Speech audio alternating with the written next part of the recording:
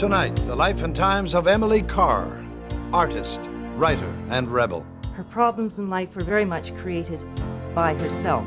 So many of the things she did were regarded as eccentric. We're all peculiar, for goodness sake. The turmoil and triumphs of a woman who lived for her art.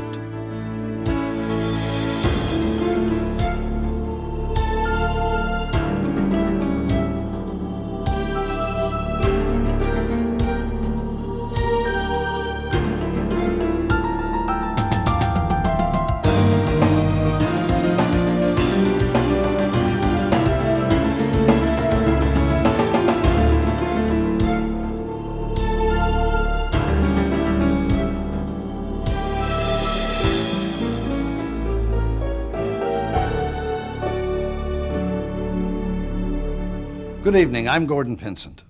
Today, Emily CARR is one of Canada's most celebrated artists. But she was a woman out of step with her own time, a rebel in an age of Victorian correctness. An artist dedicated to work, not hearth and home. And she was an eccentric who camped out in the woods with a menagerie of animals, including a pet monkey. Emily CARR's passions spilled onto the canvas in lush landscapes and powerful totems. And it's there, in her journals, the voice compelling and exuberant. Tonight, the inner life of the woman behind the artist.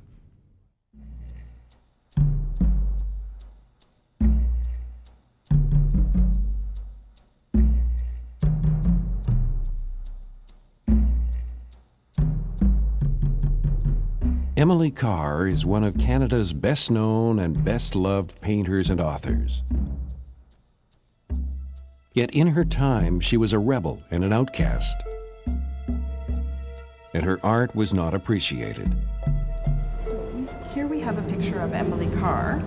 Today, all that has changed. And it's sort of, what would we describe this motion here that she uses? Swaving, okay.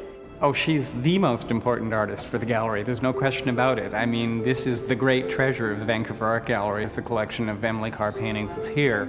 She loved animals and even had a pet monkey named Wu who rode around on her shoulder.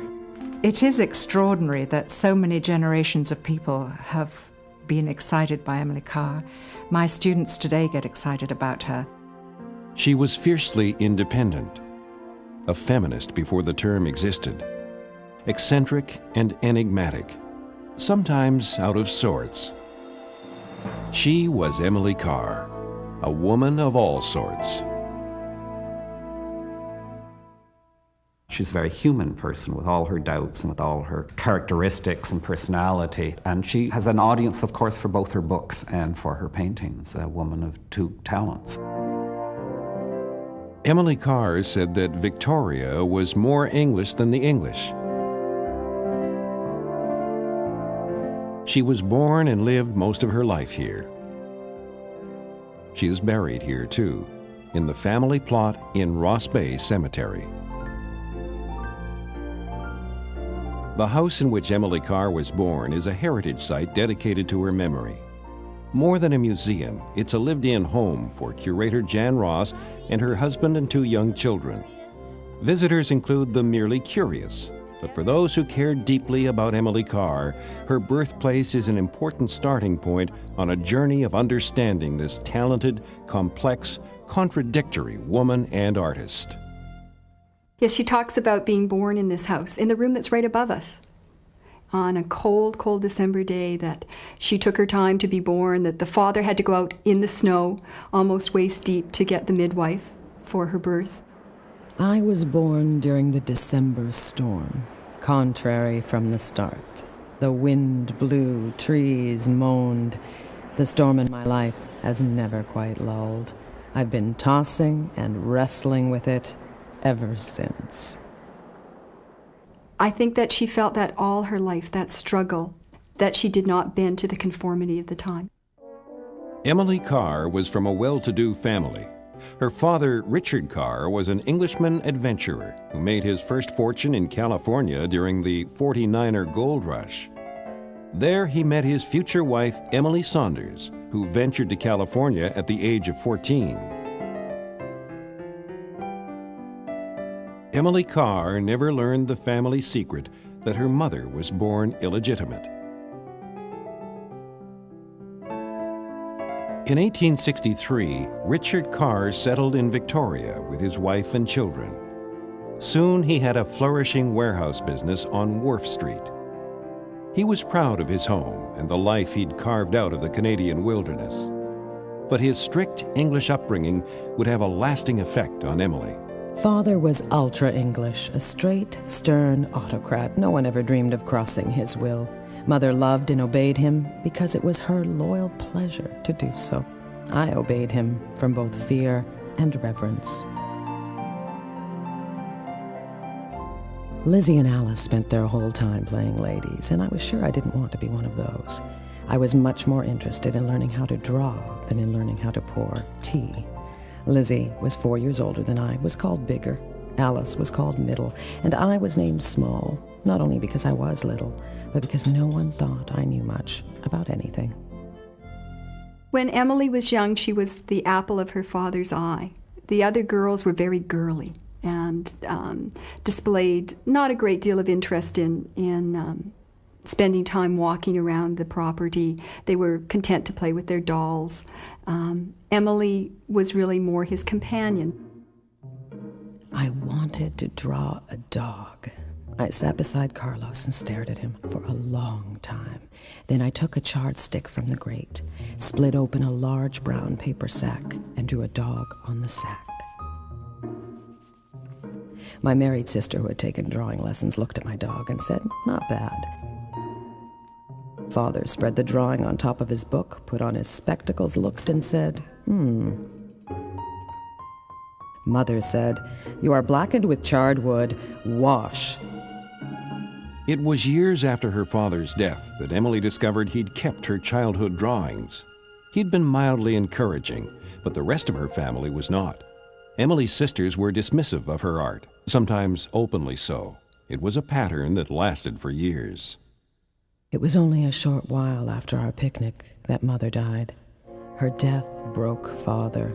We saw then how he loved her, how alone he was without her. None of us could make up to him for her loss. After her mother's death, there was a traumatic incident between Emily and her father, an incident she later described as the brutal telling. Her relationship with Richard CARR was very, very close. She was obviously the favored daughter. She was certainly the most attractive. And it was Emily who stood at the front door when Richard CARR came home. It was Emily who frequently walked partway to the warehouse with him. So there was a very, very close relationship, of course, until this incident, which she recalled in old age, which she referred to as the brutal telling, until this incident occurred when she was probably just reaching puberty. And it probably set the course for her sexual behavior from then on. I couldn't forgive Father. I just couldn't.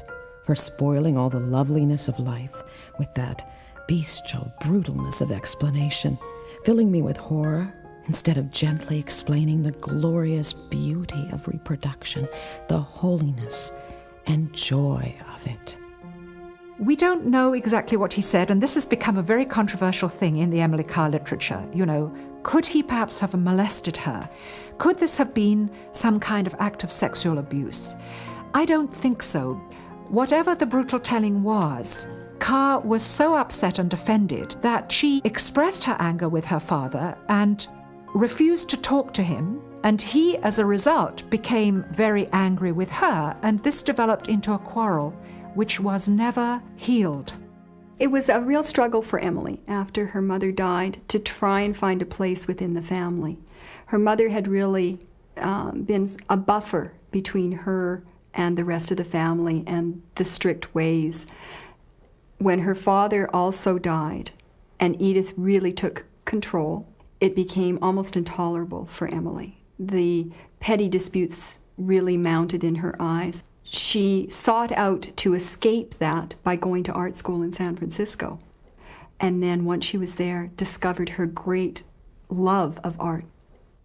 San Francisco was an interesting moment in her life.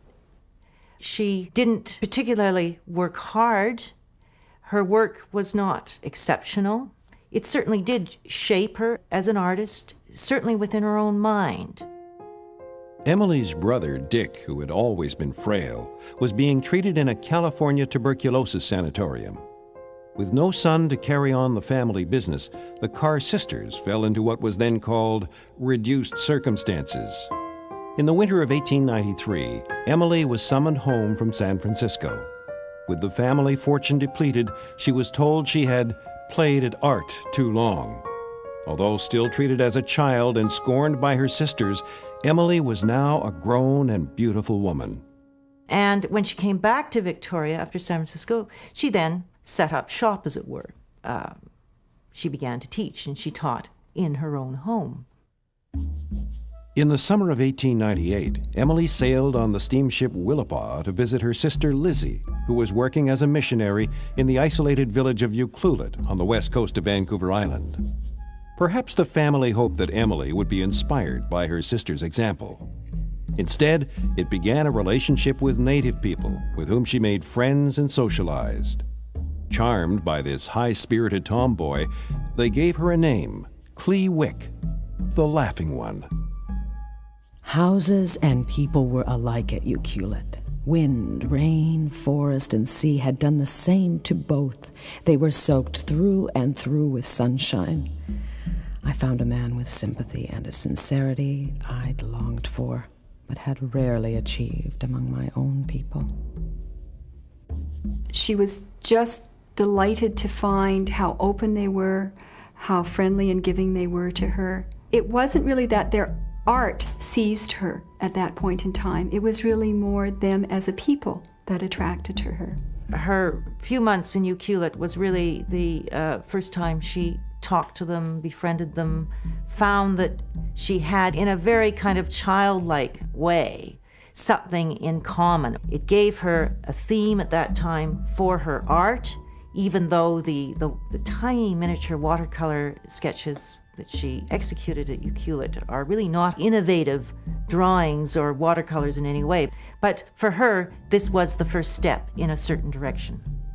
Summer in Ucluelet was an overwhelming experience for Emily.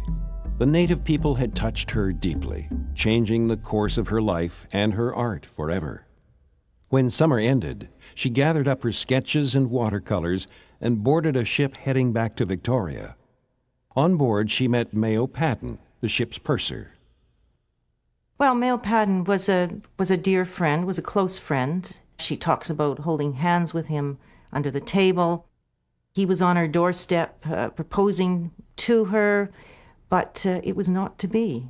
CARR was very ambitious as an artist. She wanted to be a professional artist in the full sense of the word. She wanted to compete with the men. In her generation, it was difficult to become a professional woman and expect to be married. And CARR had a very serious moment in her life when someone proposed to her and pursued her, and she knew if she refused him, she would probably be on the shelf.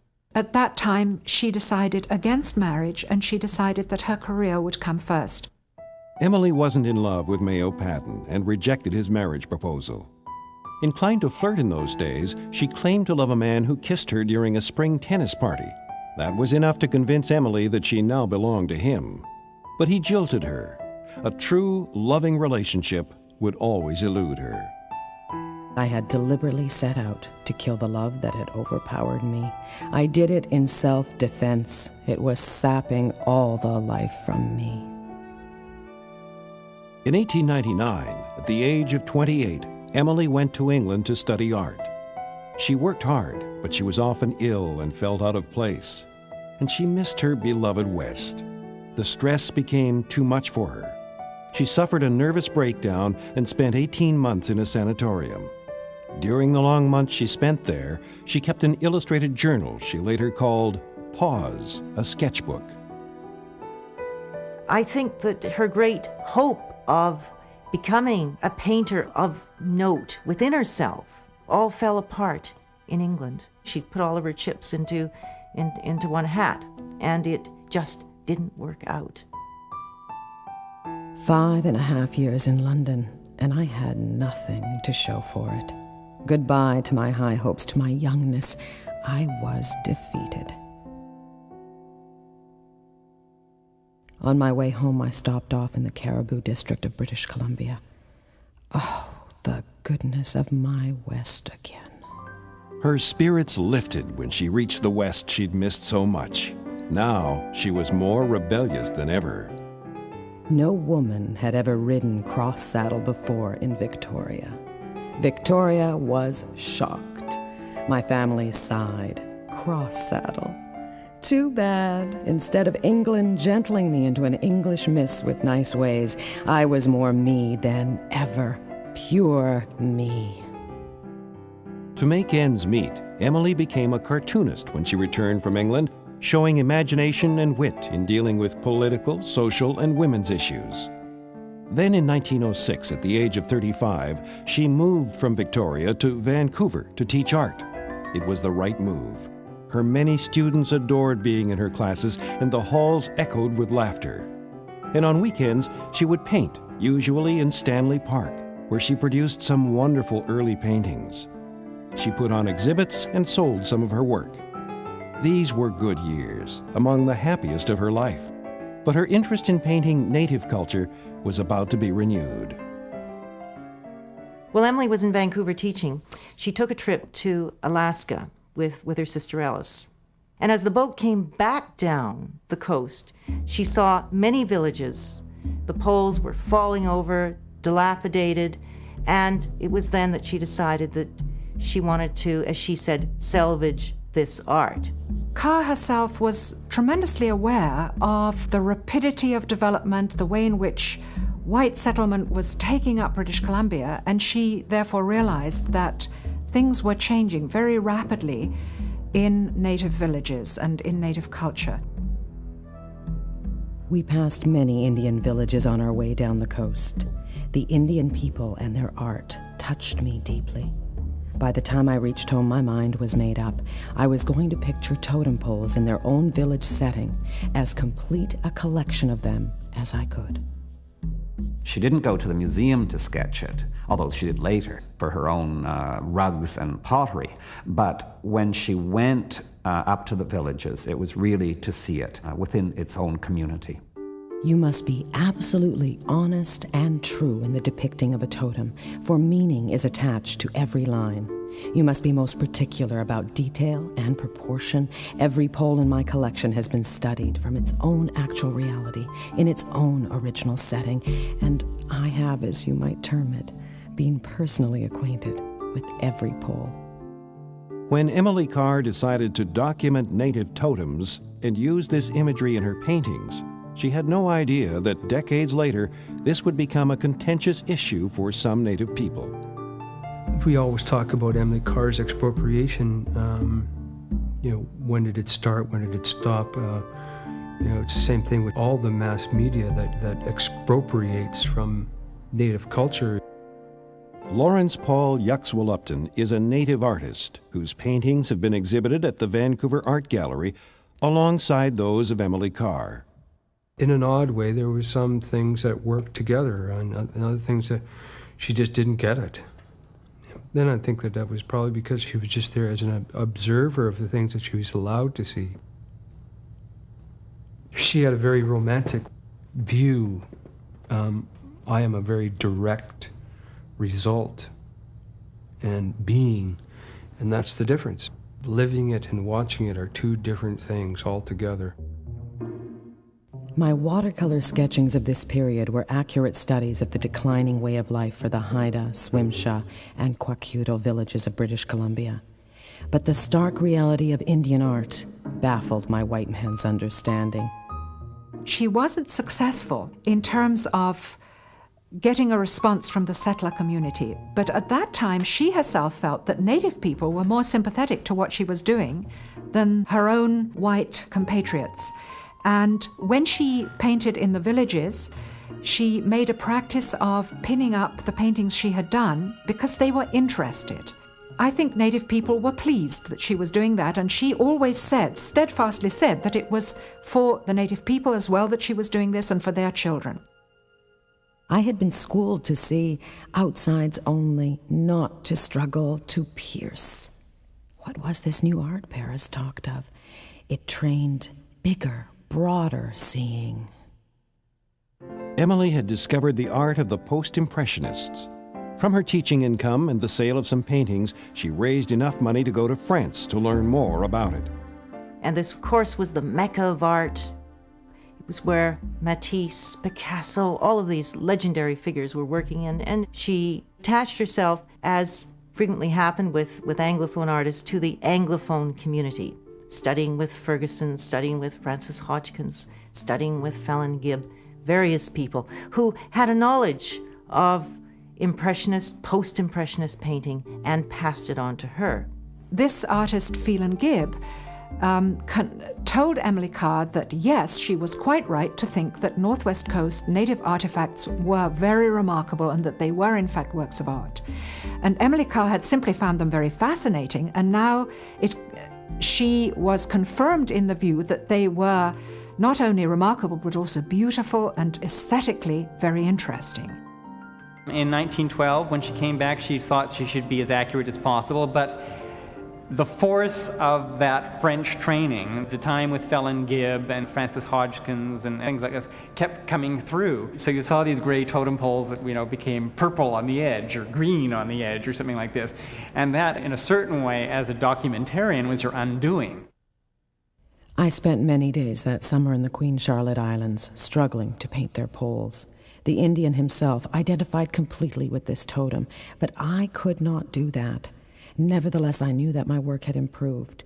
In my older canvases, things were carefully and honestly correct. My newer ones went deeper. In trying to grasp the spirit underlying primitive art, I had totally deserted the traditional school for that of the post-impressionists. By 1913, Emily Carr had completed over 200 paintings and sketches of what she saw as a dying native culture. She mounted an exhibition of the work in Vancouver, hoping that the British Columbia provincial government would purchase the entire collection. But it was not to be.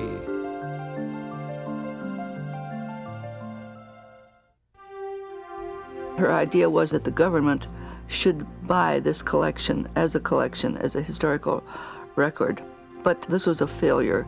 It was felt that these brilliantly colored, strongly painted pictures favored the color too much to be truly accurate to what they were depicting, so that fell flat. There was a depression going on. Many programs were cut. One of them was the purchase of her collection. Another was the building of a gallery. There had been plans to build an art gallery in Victoria, but this was one of the things that went along with the 1913 recession. Whether Emily's collection was rejected because of the recession or because her modern style was unacceptable, it caused her to give up on her career aspirations of being a painter. The provincial government's decision not to purchase her collection made her decide that she had to earn a living in some other way. Rather than begin teaching again, she moved back to Victoria. She had received an inheritance, and she was able to actually build a 4-suite apartment house. World War I had broken out, and rental revenues dropped dramatically. Emily was forced to convert her apartments into a boarding house she later named the House of All Sorts. I've had to become cook and charwoman for the lot of them, and I loathed every minute of it. No, I was not nailed. I was screwed to the House of All Sorts. Twist by twist demanded that I forget that I ever wanted to be an artist and buckle down to being a landlady. Emily Carr had, after her move back to Victoria, had a period where she didn't paint at all, and that was probably most likely during the war. Then she began to paint again in the early 20s into exhibitor work, but her production is very low. And what is of interest, I think, for those paintings of the early 20s is that none of them dealt with the Aboriginal theme of her major campaign of 1912 and 13. For 15 years, Emily Carr the artist was Emily Carr the landlady. She took refuge from her tenants and found peace in the apartment attic. On the generous slope of the attic roof, I painted 2 Indian eagles. They were painted right on the underside of the roof shingles. Their great spread wings covered the entire ceiling of the attic. The heads of the eagles tilted upwards in the bold, unafraid inquiry. I loved to lie close under these strong Indian symbols. They made strong talk for me, as my Indian friend would say. These paintings still exist in the attic of the House of All Sorts, which today is a private residence. No effort has ever been made to preserve or publicly display this work. Emily always loved animals and raised sheepdogs in the backyard of the House of All Sorts to earn extra money. She had a pet monkey named Woo, who went everywhere with her. Society in Victoria was not amused. They found her behavior very peculiar. I feel that we're all entitled. I mean, we're all peculiar, for goodness sake. I mean, what is the standard by which you can judge what people should be? Should we carry something in a suitcase, and if you want to carry it in a wheelbarrow and have, say, 2 dogs and a guinea pig and a few things falling out the side? Well, if that's a convenient way for you to do it. So many of the things she did were regarded as eccentric, such as taking her buggy filled with some of her menagerie when she went shopping and so on. Just a practical thing, really. She used to wear a hairnet, which had a band sort of around here, and she'd put that on. I think people asked her, well, why did she have that? Because the wind blows the hair in my eyes. So that was that. I think she used her eccentricity as a kind of fort behind which she could do her thing, a kind of protection, like a creature building a shell, a carapace, within which they could find their space to create what she had to create. Just an incredibly strong woman. Strong or not, Emily might have remained an unknown, struggling artist if it had not been for the exhibition on West Coast art, native and modern, organized in 1927 by the director of the National Gallery, Eric Brown, and folklorist Marius Barbeau. Their decision to feature Emily's paintings would end years of isolation and become the single most important event in her career as an artist.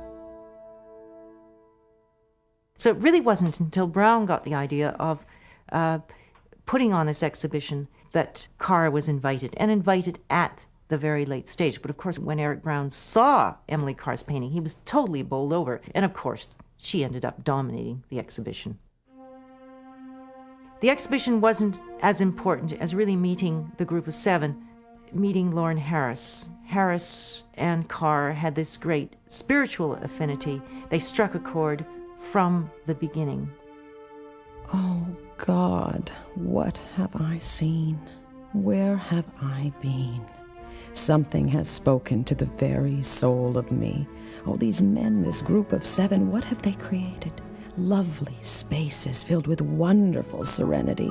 What language do they speak, these silent, awe-filled spaces? Wait and listen. You shall hear by and by. Her meeting with the group of 7 was tremendously important for her because she discovered she had so much in common with them. She discovered an art community where artists shared goals and could give one another mutual support and encouragement and stimulus. So they accepted her into that art community. And she found personally a very important mentor in Lauren Harris. CARR and the group shared a deep commitment, I think, to creating a modern Canadian art. They also felt that the landscape was an essential element of the spirit of Canada. Seeing Harris's work, she saw, yes, that's what I want for my own work. Not that she wanted to paint Lake Superior, not that she wanted to paint exactly the same motif, but it was a feeling, it was a sense, it was a union with the landscape. With the 1927 exhibition, Emily Carr had become known in Canada's art community. Composer Murray Adaskin sought her out. I first met Emily Carr in 1935 here in Victoria. We were visiting friends, and we were coming to the end of our very pleasant and happy visit here. And I said to my friends, I would like to greet Emily Carr and pay my respects to her. So they took me there to her house. There was a lady on her knees pulling out dandelions. And I went over to her and I said, "Does Emily Carr live here?" And she said, "Yes, I'm Emily Carr." Well, I was quite shaken by that. Here was a stoutish elderly lady with a bandana around her head, and but very charming voice. And my wife was with me at the time. She took us in to her house.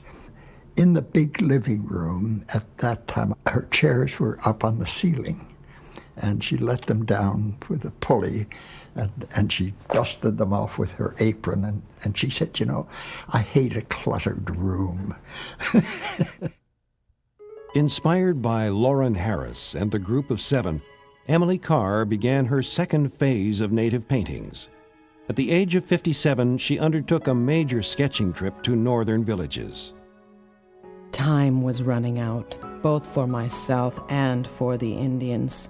Oh, how I've wasted the years. Beloved West, don't crush me, but keep me high and strong for the struggle. It was not that Emily Carr wanted to paint like the Group of Seven at all. It was that she thought that she could do what they had done for the Northern Ontario bush in the West Coast. In a very, very short period of time, in the summer of 1928, she goes from things that look like 1912 to things that look semi-cubist. And I mean, that sort of shift that takes place is something that, just shows how rapidly she was evolving at the time and how excited she was about, discovering this material again. She's still reworking to some extent the earlier project, which was to document the Aboriginal art in its original settings. But ultimately, this, I think, became a dead end for her. And as Harris said, what you're doing is trying to make art out of art. By depicting the totem poles and the carvings, you are in fact painting art. What you really should go to is nature. She went back to the forest, first just making trips in, staying wherever she could, and then buying this crazy little box, this sort of caravan that she called the Elephant, and she would have this hauled out to the woods. Here was the caravan up on a hill. All the animals were out doing whatever they wanted to do. And Emily Carr and her student and my wife and I sat on a grass slope, and we just talked for hours, and that was absolutely wonderful. And then she took us into the caravan to show us where her various animals slept. Each one had its own box above. She said, "This is Woo's room, and this is the bird, and this is the cat, and this is the dog," and so on. And they all knew their own place. I don't remember ever seeing a mixture of animals that treated each other in a way that very polite people treat each other. When she was in the forest, certainly in the 1930s, she reached that high that perhaps few of us will ever reach. And I think you see this in the work. They are magnificent, lyrical, free oil on papers. They're wonderful, magical works which lift and swirl and move everyone who views them.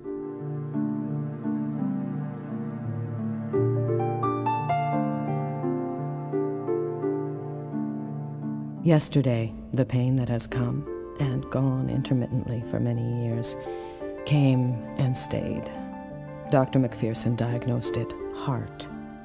I have been a roustabout from a babe, going pell-mell after what I want. How can I learn to walk no more in the glorious woods with my sketch sack on my back? She asked me if I would help with her panels. She did most of her paintings on wood panels, most of them, the big ones, and she said if I would help her get them sorted in order. And I said I'd be delighted to do that. After we'd been doing this for some time, she said, "What one would you like? You pick any one you like to have for yourself." And I said that I know exactly which one I would like. And she said, why did you pick that one? And I said, because I think it's the happiest one of all of your paintings that I've seen. It's very happy.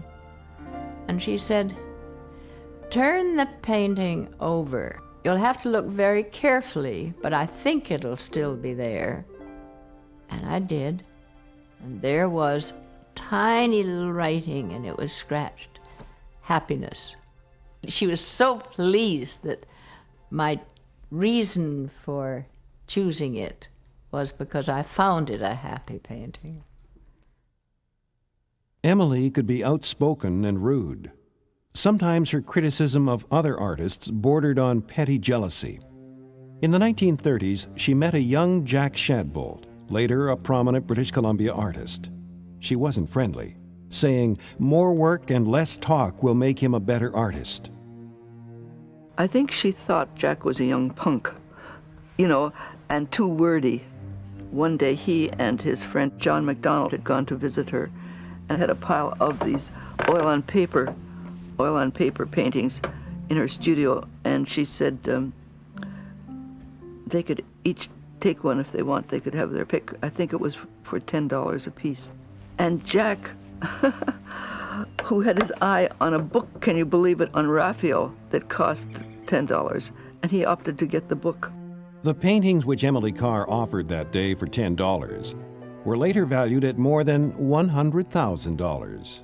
As she became less able to, go out in her caravan and paint and walk around like that, she always wrote, but then she became very interested in writing. And I felt that her writing, it was so much what she was. I mean, you couldn't read a sentence and not know that it was Emily who wrote it. I mean, she was very, very individual in her expression of things. Writing was tantamount to painting in many ways. And in fact, she often wrote of the forest before she painted it. So these were two forms of art that existed side by side. Eventually, not until the 1940s, late 1930s, did Ira Dilworth from the CBC have a look at her work and really encourage her. Some of Emily's Clewick stories about her early visits to native villages were read over the National Radio Broadcasting System of the CBC. Tonight, we present Clewick, the writings of Emily Carr. I was sketching... The last 2 Mondays I have been on the air and listened to my own thoughts coming back to me like echoes out of space. Dr. Sedgwick reads them beautifully. I went there in one of its empty times, in a drizzling dusk. When the Indian agent dumped me on the beach in front of the village, he said, "There is not a soul here. I will come back for you." Many, many Canadians were introduced to Emily Carr through those readings. They had no idea who she was. They had no idea that she was a painter. But Clewick, the writing in it, the turn of phrase, the subject matter at that point in time, which was in the time of the Second World War, captured the imagination and the hearts of many Canadians. And of course, it's what's interesting, I think, is that Emily Carr's first national reputation really came as a writer, not as a painter, when she was awarded the Governor General's Medal for her first book, Clewick. And before, although she was certainly known as a painter, this award was much greater recognition than anything that had happened earlier. Ira Dilworth was a very talented man, very well versed in literature, and saw Emily's stories very much in the raw stage. And if you look at the manuscripts in the National Archives of Canada, you will see that he did a lot of work on them. There's a lot of red ink dripping from the stories. And Carr accepted all of his changes. And it's interesting to note that critics who have criticized her for appropriating native Indian culture should really look at those manuscripts very closely, because many of the things that she's now been criticized for saying were in fact written by Ira Dilworth. CARR records in her story in Clewick that the missionary asked her to use her influence with the Russes to make sure they sent their children away, and Emily Carr's reply was, why should Native people send their children away to become ashamed of their people's tradition? She thought that was a very bad idea, and she did not like the residential schools. And people haven't known that about Emily Carr because that passage, many passages in which she specifically criticizes missionary attitudes towards the Native people, have been censored from Clewick. They've been cut out by the publishers between the first edition and the school's edition, so that the current editions of Clewick that you buy in the shops don't have those passages in them. This is, I think, one of the reasons that people don't realize how committed Emily Carr was to justice for the Native people and to the Native people's viewpoint, and how difficult life was being made for them. In her books, Emily Carr described her life as a struggle, yet she gave two different versions for the cause of her hardships. I changed my mind about Emily Carr's struggle story, primarily because after reading her autobiography, a very public work called Growing Pains, in which she charts the rebuffs of her life, the Easterners didn't like her, the people in Victoria didn't like her, or her paintings, even Vancouverites didn't like her. She then went on simultaneously in her journals to write about how unhappy she was, how her problems in life were very much created by herself, were a product of her own temperamental failings. Years of illness and several heart attacks had taken their toll. This is the last picture taken of Emily Carr during an outing at her beloved Beacon Hill Park in Victoria a short while before she died, on March 2nd, 1945. There was some truth to the myth of the unrecognized artist. Only 50 people attended her funeral. Emily's difficulties in life did not end with her death. She had left the royalties from the published manuscripts to Dilworth and Inglis. But it was not quite clear who would receive the royalties for the posthumous publications. I think a close reading of the will would suggest that Alice Carr, the last surviving sister of the Carr family, should have received these royalties. Had Alice, as perhaps should have, had she received those royalties, then they would have gone to the Queen Alexandria Solarium for Crippled Children in Victoria, to whom Alice left everything. After Emily Carr's death, Lauren Harris of the Group of Seven, one of the executors of her will, divided the several hundred paintings in her studios into three categories. The Emily Carr Trust Collection, to be donated to the people of Canada; paintings to be sold to fund an art scholarship; and those that were simply to be discarded and destroyed. There's a lot of work to be done to resolve the mystery of the collection at her death. What happened to it? Why did Lauren Harris select what he selected? Why did he destroy what he destroyed? So if Harris had had his way, we wouldn't know any of those pictures. Subject matter of France, of England, of, still lives she painted in San Francisco aren't of any interest. Now, the cynic would say he's interested in pictures that show the influence of Lauren Harris, but I'm not going to be that nasty to him. I think he felt that, her true voice was about Canada. What's of interest is when she's conveying the country. There's a search in her art, a constant exploration, a constant growth. I think that certainly she is, for me, one of the most fascinating artists of the first half of the 20th century. She was this very down-to-earth, yet complex and multifaceted woman for whom the expression of life through her art and through her writing was tantamount to anything else. Someone who had a marvelous gift with animals, someone who was in many ways her worst enemy, someone who said life was like a game of musical chairs. When the music stops, I never get a seat in time. Someone who had highs when she was painting, particularly in the forest, at that point when she could rise above no age, no sexuality, nothing. And that perhaps was the real Emily Carr. Dear Mother Earth, I think I have always specially belonged to you. I have loved from babyhood to roll upon you, to lie with my face pressed right down onto you in my sorrows. I love the look of you, and the smell of you, and the feel of you. And when I die, I should like to be in you, uncoffined, unshrouded, the petals of flowers against my flesh, and you covering me up.